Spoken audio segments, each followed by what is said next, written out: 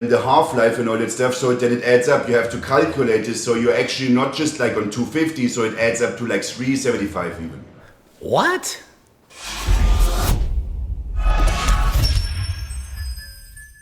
Coach Greg, and in today's video, Joe Aesthetics and Larry Wheels, they're going to talk about their experiences with steroids as well as being on HRT. What are the pros and cons of taking PDs, as obviously they've both done it, been very successful with it. What would they do differently if they could do it all over? What doses should you take? What should you avoid? And so let's get right into it. TRT for me, in my size level, would be like, can be varying from 75 milligrams a week up to like 175 milligrams a week. To be honest, I'm doing one shot of test every 10 days. And so in Joe Aesthetics' opinion, HRT is a dose anywhere from 75 milligrams a week to 175 milligrams a week. What I find funny about this is that Larry is on exactly 175 milligrams a week, and Joe says he takes one shot of test every 10 days, a shot of test 250 milligrams. And so if you work it out math-wise, that's also equal to 175 milligrams a week. And so is that a little bit suspicious that perhaps HRT doses is from 75 to 175 and both are doing exactly 175?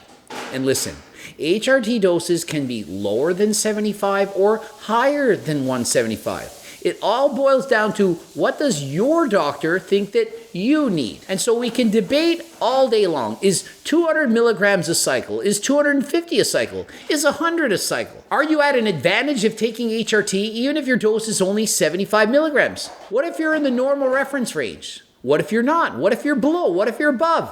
And so really, it does depend. I personally know of 3 guys who are given HRT doses under 75 milligrams, 2 of which never needed to go up. And so you can't just say 75 is the bottom end of HRT. It really does depend.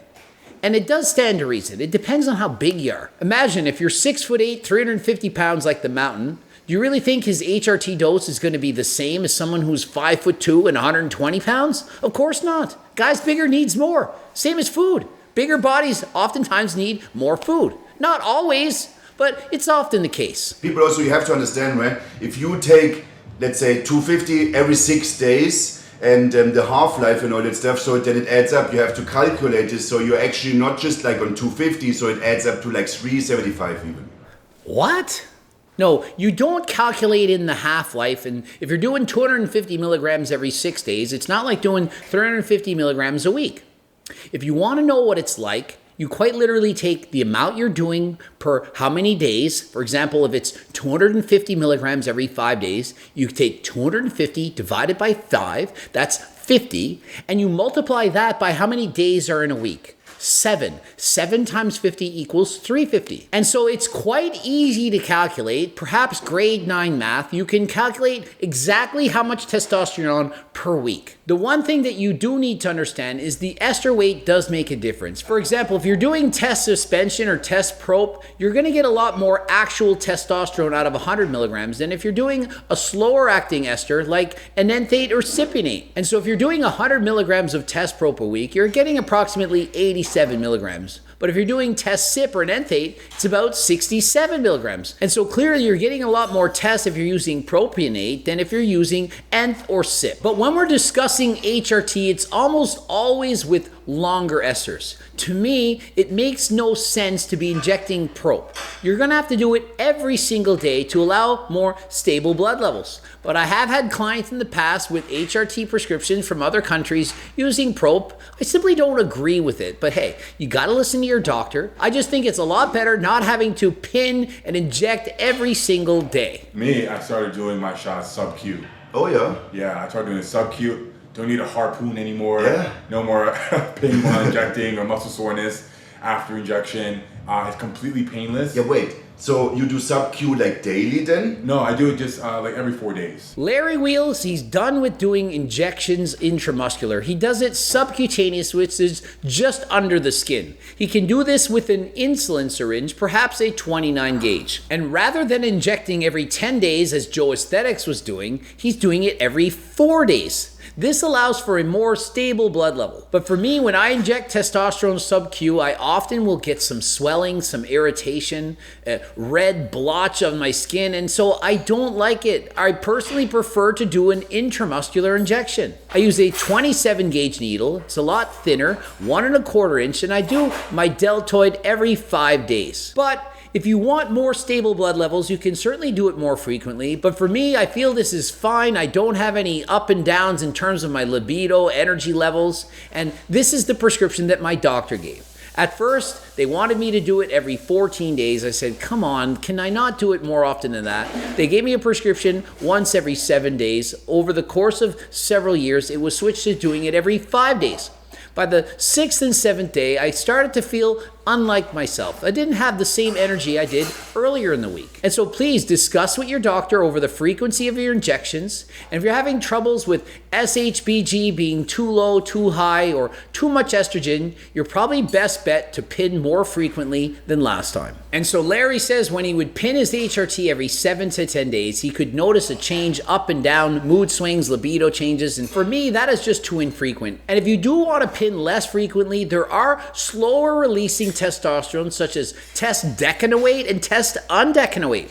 Not every country have doctors that can prescribe these, but certain countries can prescribe slower releasing testosterones, and these are a great choice. Imagine you only have to inject every 2 weeks, perhaps once a month. To me, that's a lot easier than having to inject subcutaneously every single day. Who really wants to go through the trouble, perhaps 5 minutes to inject and swab, do all that every single day? I'd much prefer to do it as less frequently as possible, but not so infrequently that it's going to negatively affect my results. I tried actually the daily injection sub-Q because people recommended it to me, and I'm checking everything with blood work nonstop. And so with Joe Aesthetics, he's experimented and done it all. He's gotten a lot of blood work. He's been very conscious of what he's doing. He's tried injecting every day, every 10 days, every 7 to 10 days, every 5 days. And for him, doing it somewhere in the middle, perhaps every 5 days, seemed to be about optimal. His estrogen levels were either too low or too high, but doing it this way, that's what worked out best for him.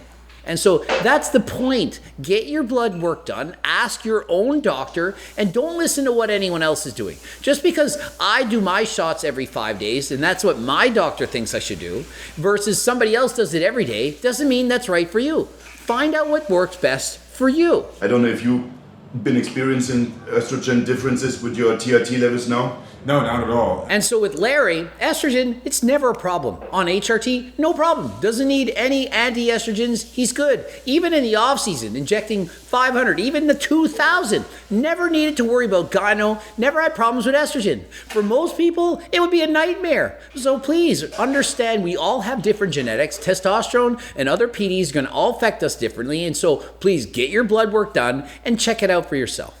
And if you're looking to get your blood work done to find out if you do have low testosterones, this video is sponsored by Let's Get Checked. Use code GREG25. If you want to get your testosterone levels checked from the comfort of your own home, the kit will be sent to you in the mail. Squeeze out a few drops of blood, pack it, send it back away, and in a matter of days, you'll get your results, and then you can then use this information, ask your doctor, and see, do you need HRT? Because if I would be using just 500 tests, I couldn't do it without getting gynecomastia because I would have had to take an... Same for me. I couldn't do 500 plus without an anti-estrogen. Estrogen would be through the roof. And for the most part, I think more people are like Joe than like Larry. And oftentimes people say, well, how many milligrams of Arimidex or Nova do I need? I'm on this dose. And honestly, the answer is, it depends. There's no way we can know. We can guess, but it's the same thing like saying I'm 6 feet tall and weigh 200 pounds and do cardio 3 days a week. And tell me exactly how many calories I need. Well, I don't know. I can take a guess. I could be close, but it's not going to be accurate. And so if you want to know what you actually need, you need to get your blood work checked. I was discussing this with a doctor. They say up to 500 could even mean TRT for some guys, right? It really depends on what does your body look like? Are you like a 70 kg guy? Are you a 120 kg guy?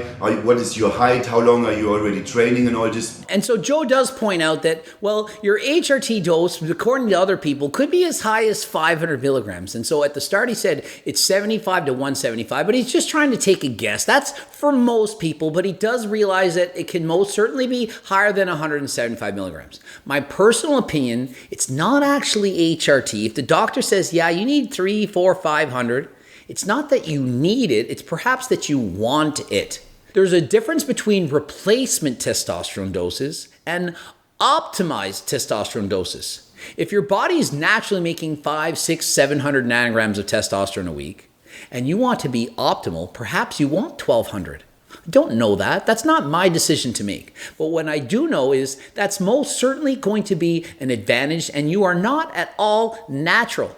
If a doctor's prescribing you HRT, you have high testosterone levels no matter what you do.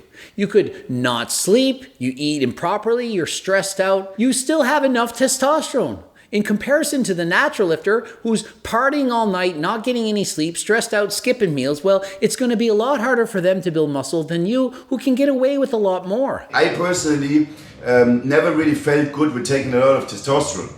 And personally, I would always wanted to try to stay away from it completely, but as I kind of messed up my, my act. And so Joe says, I don't take a lot of testosterone. I'm only on HRT, but most people don't believe him because they're saying, well, look at your physique. Close to 6% body fat year-round, looking incredible. And they're saying, well, how did you do that? And he does admit that he built up his physique, his foundation, with PDs. But once you've built a lot of muscle, it doesn't take as much to keep that muscle. And so although he's only on HRT, he still has a lot of muscle right now. But he could get more. He's not as big as he could be. He says, I didn't like how it felt to take a lot of testosterone. Not only that, he's taken tren in the past and he hated it. Same as Larry Wheels. Larry Wheels has taken tren. He said that it made him aggressive. He didn't like it. He never felt well. And so some of these performance-enhancing drugs, they can in fact alter your mind, your mood. They can make you not feel like the same person that you were.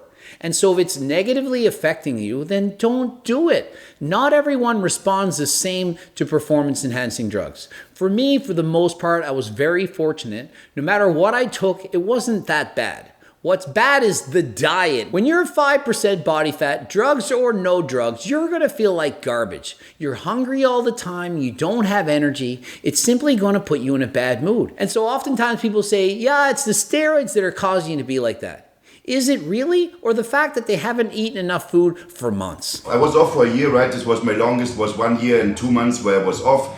And I still wasn't really able to recover. Therefore, I just decided to also stay on TRT. And so Joe Aesthetics, he was quite literally off of all testosterone for over a year. He got his blood work done, didn't return to normal. And so that's why he was given HRT. The years of abuse prevented him from recovering his HPTA axis. And so he could no longer produce enough testosterone for his body to feel normal. That is one of the dangers, the risks of taking performance-enhancing drugs. There's no guarantee that you're going to bounce back. And so just because your friend took something and he's okay now doesn't mean that you are. And oftentimes a major problem that I've consulted people with is their loss of libido and inability to perform in the bedroom.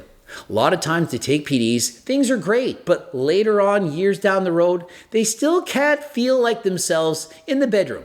In other words, they're not getting harder than last time anymore. And if that is you, we quite literally have a supplement called Harder Than Last Time.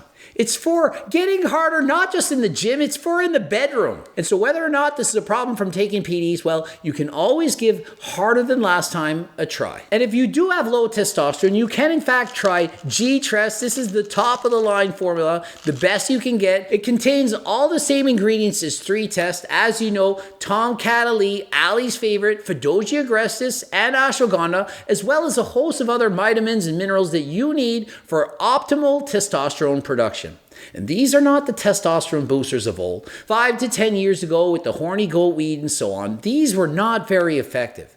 We've made videos of this in the past. It's not good. But today, with new technology, new discoveries, even Andrew Huberman has gone on record saying on the Joe Rogan podcast that Tom Catalina and Fedosia aggressors can increase testosterone by 1 to 200 points each.